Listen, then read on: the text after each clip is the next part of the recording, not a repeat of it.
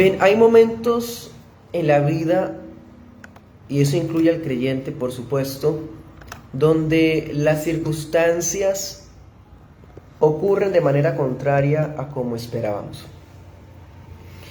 Y nuestra sorpresa muchas veces se hace evidente en la expresión de nuestro rostro, y las demás personas se dan cuenta también, lo notan, y muchas veces no pueden evitar dar a conocer su opinión a través de cuestionamientos y preguntas, a veces capciosas y otras veces confundidas también, diciendo: ¿sigues confiando en Dios?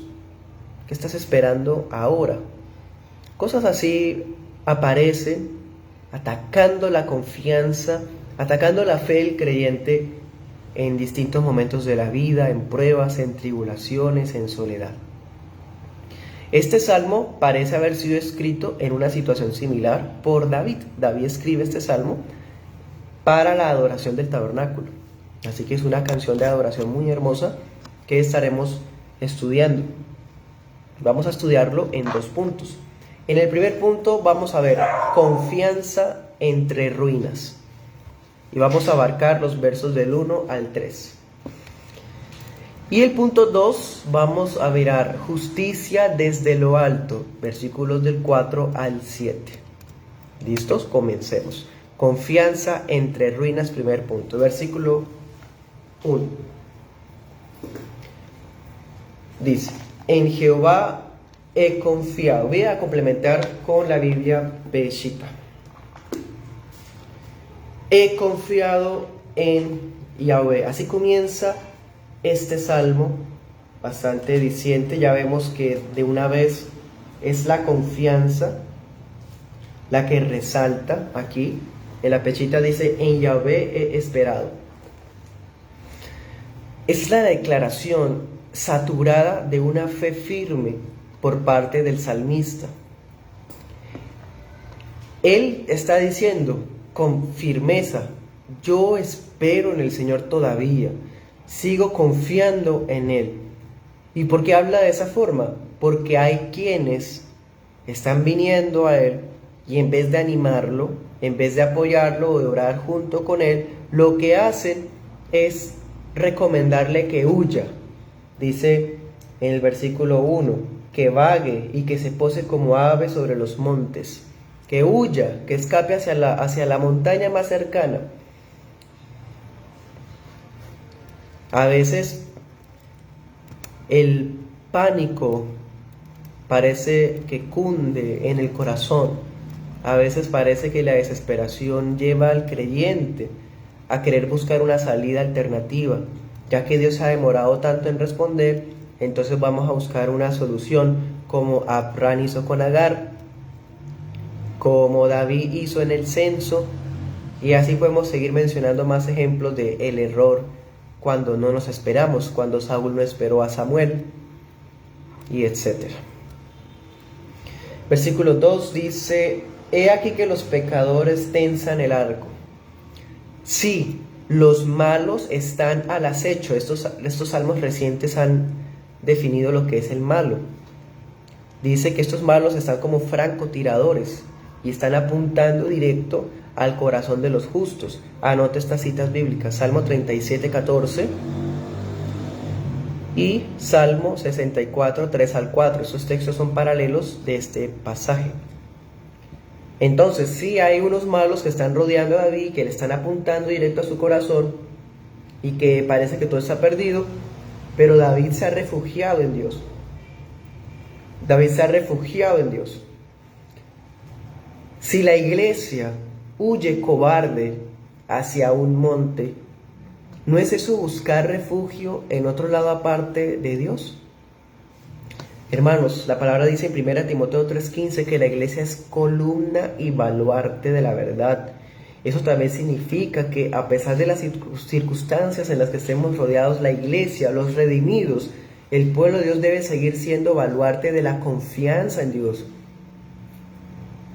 Anote estas citas bíblicas: Salmo 87:1, 121 del 1 al 2 y Habacuc 3:17 al 18. Leamos eso, Habacuc 3:17 al 18.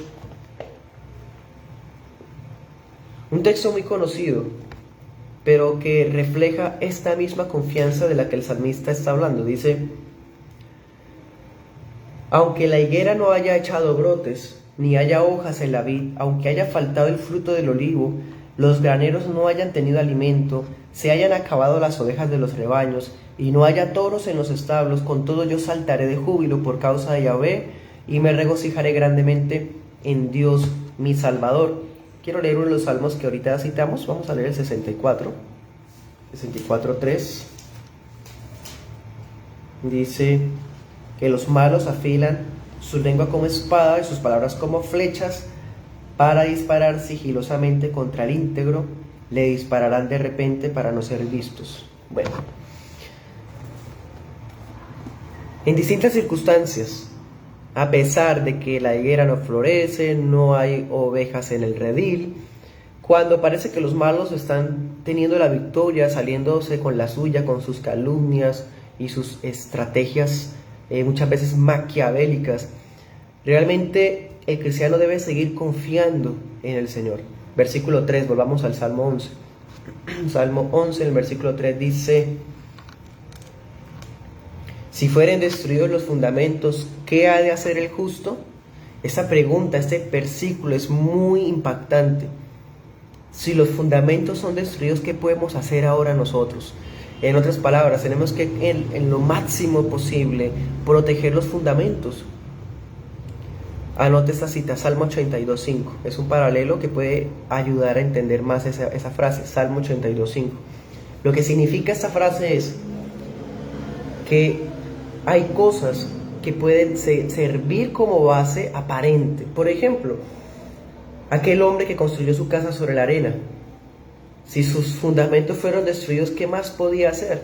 En cambio, si el fundamento del justo está colocado sobre la roca, puede permanecer. Se dice que la esperanza es lo último que se pierde, y en parte esto puede verse en el pueblo de Dios. Pero si la confianza que tienen los hijos de Dios se quiebra, ¿qué más motivación tendría para seguir adelante un creyente que está desanimado hasta el fondo? Si las bases de una vida recta son sacudidas hasta ceder, ¿qué razones quedan para no ir tras una vida desenfrenada e inmoral?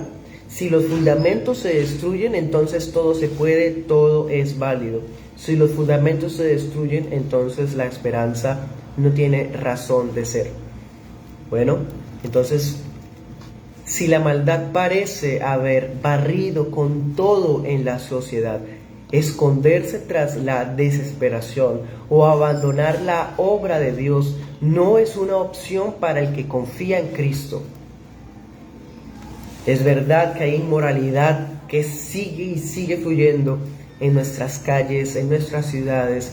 Es verdad que a veces la iglesia parece ir contracorriente y a veces le conviene más volverse al mundo que llevarle la contraria al mundo. Pero alguien que confía en Cristo no va a ceder. Pues hermanos, si las bases de la sociedad parece que se derrumban, el fundamento de los justos está sustentado en el carácter inmutable de su Padre Celestial. Nuestra confianza está construida no en la economía, no en la salud, no en la paz nacional. No está construida sobre una relación amorosa, no está construida sobre el bienestar y la comodidad. Está construida en el carácter de Dios. Punto 2. Justicia desde lo alto, versículos del 4 al 7. Entonces, hay un salmista que está siendo amenazado de muerte por los impíos. Hay un salmista que le están diciendo pensemos que quizás sean otros creyentes que se han desanimado.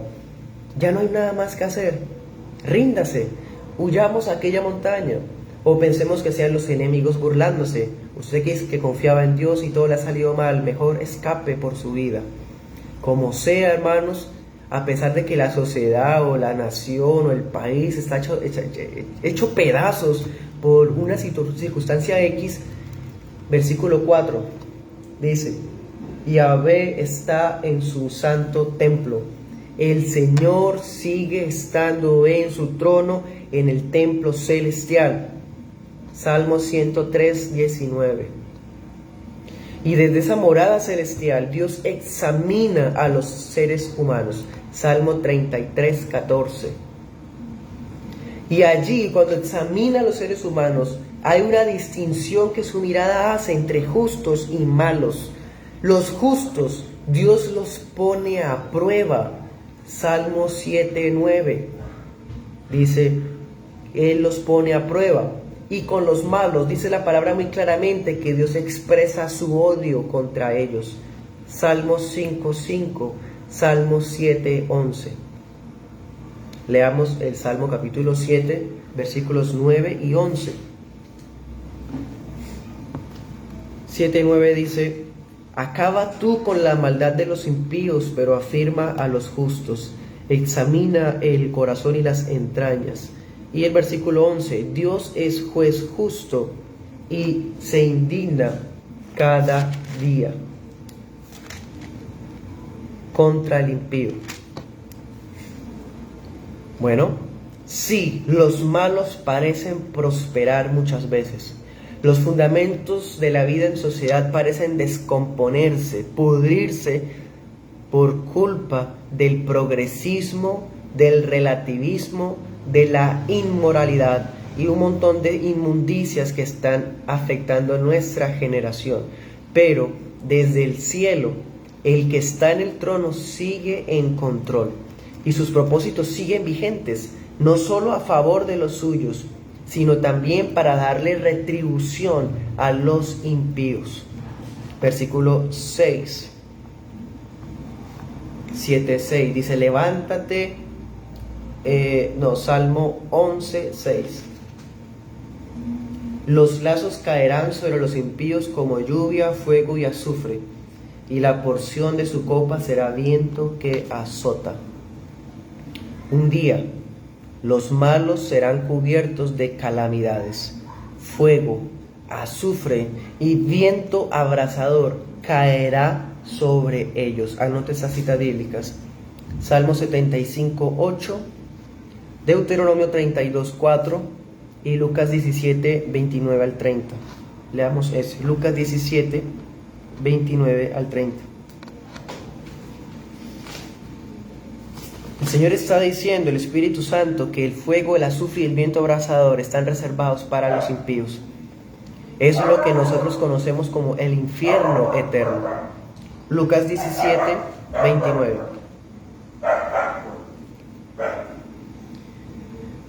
Dice: el día en que Lot salió de Sodoma, Yahvé hizo llover del cielo fuego y azufre y los destruyó a todos. Así sucederá en el día que se manifieste el Hijo del Hombre.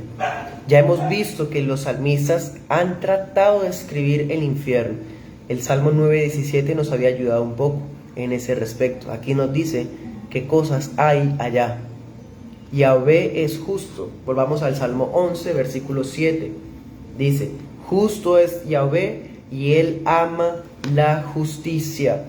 Él ama la justicia. Solo los justos un día podrán ver su rostro en el Hijo de Dios. Y aquellos que son rectos de corazón no lo son por la grandeza de sus obras o la perfección de su obediencia. Son los justificados, aquellos que, como el salmista, pueden decir a pesar de todo lo que dice el versículo 1: en el Señor he confiado. Apliquemos este salmo a nuestro Rey y Salvador. Cuando Jesús sabía del complot que había en su contra y los terrores de su sufrimiento que estaban próximos a llegar, que por cierto va a ser el tema a estudiar este domingo, Él tomó la delantera en su camino hacia Jerusalén. Marcos 10:32.